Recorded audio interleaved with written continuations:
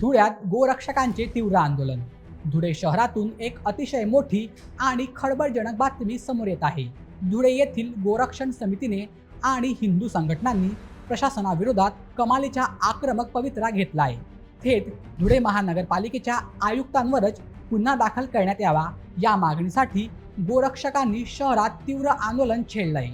नेमके काय प्रकरण आहे ते जाणून घेऊयात आजच्या या व्हिडिओमध्ये. तर मित्रांनो, धुळे शहरातील काही भागांमध्ये मोठ्या प्रमाणावर गोवंश म्हणजेच गायी आणि बैलांना अत्यंत बेकायदेशीर आणि असुरक्षित पद्धतीनं डांबून ठेवलं जात असल्याचा आरोप गोरक्षकांनी केला आहे.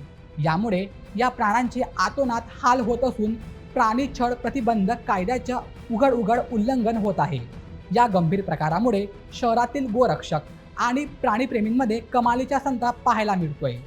गोरक्षण समितीचं असं म्हणणं आहे की धुळे शहरातील या बेकायदेशीर कृत्याबद्दल आणि गोवंशाच्या दुरावस्थेबद्दल त्यांनी धुळे महानगरपालिका प्रशासनाला आणि तिथल्या आयुक्तांना वारंवार पुरावे देऊन लेखी तक्रारी केल्या होत्या. मात्र महापालिका प्रशासनाने या संवेदनशील मुद्द्याकडे साफ दुर्लक्ष केलं आणि कोणतीही ठोस कारवाई केली नाही. प्रशासनाच्या याच निष्क्रियतेमुळे संतप्त झालेल्या आंदोलकांनी आता थेट महापालिका आयुक्तांना जबाबदार धरला आहे. आपल्या कर्तव्यात कसूर केल्याबद्दल आणि कायद्याचे उल्लंघन करणाऱ्यांना पाठीशी घातल्याबद्दल थेट महापालिका आयुक्तांविरोधात गुन्हा दाखल व्हावा या प्रमुख मागणीसाठी सर्व गोरक्षक आणि हिंदू संघटना रस्त्यावर उतरल्या. आंदोलकांनी प्रशासनाविरोधात जोरदार घोषणाबाजी करत परिसर दणाणून सोडला.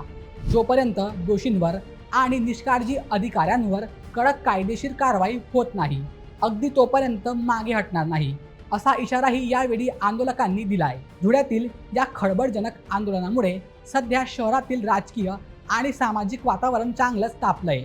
प्रशासनाच्या या भूमिकेबद्दल आणि गोरक्षकांच्या या आक्रमक मागणीबद्दल तुम्हाला काय वाटतं ते कमेंट करून नक्की सांगा. आणि अशा व्हिडिओसाठी आपल्या बोलेमेटच्या यूट्यूब चॅनलला सबस्क्राईब करायला विसरू नका. धन्यवाद.